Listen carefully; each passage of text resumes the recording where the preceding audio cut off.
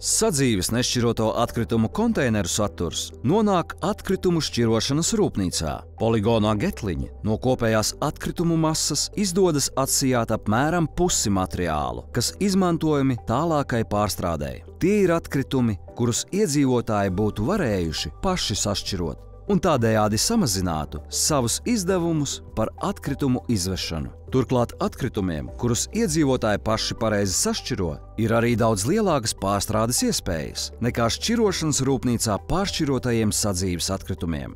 No kopējiem atkritumiem atdalītie bioloģiskie atkritumi nonāk īpašā pārstrādes kompleksā ar fermentācijas tuneļiem. Atkritumu pūšanas procesā šūnās rodas dažādas gāzes.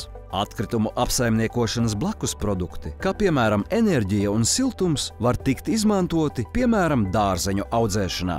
Atdalītie metāla un plastmasas iepakojuma atkritumi tiek novirzīti tālākai pārstrādei, katrs uz atbilstošām rūpnīcām. Atsijātā vieglā plastmasa, tekstils un citi materiāli tiek sagatavoti sadedzināšanai ar enerģijas atguvi, jeb reģenerācijai, jo to zemā kvalitāte un piemaisījumi vairs neļauj tos atgriezt apritē.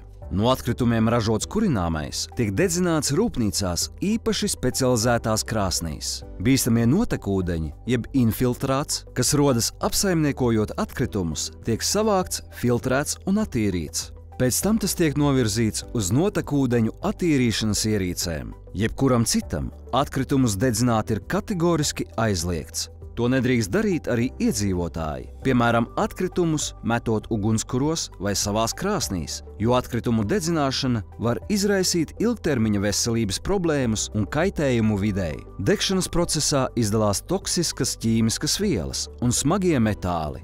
Aprites ekonomikā atkritumu sadedzināšana nozīmē, ka resurss ir nepareizi apsaimniekots, vai arī tam ir bijuši jau vairāki dzīves cikli, un turpmāk tā izmantošana nav iespējama. Kopumā atkritumu sadedzināšana pat ar enerģijas atguvi aprites ekonomikā netiek atbalstīta, jo tādējādi tiek zaudēti gan paši materiāli, gan arī jebkāda to līdzšinējā dzīves cikla vērtība. To ieguvē, apstrādē, ražošanā un piegādē ieguldītie energoresursi, cilvēka resursi un pievienotā vērtība. Pašreiz, dzīvojot lineārajā ekonomikā, visbiežāk materiāli sadedzināšanā vai atkritumu poligonā nonāk divu galveno iemeslu dēļ. Pirmkārt, tie nav atkārtoti izmantojami vai pārstrādājami, ko varētu mainīt ar uzlabojumiem ražošanā, izmantojot vairākiem dzīves cikliem piemērotus izejmateriālus un tam atbilstošus tehniskos risinājumus. Otrkārt, būtu jāuzlabo atkritumu šķirošanas kvalitāte un materiālu savākšanas un pārstrādes infrastruktūra.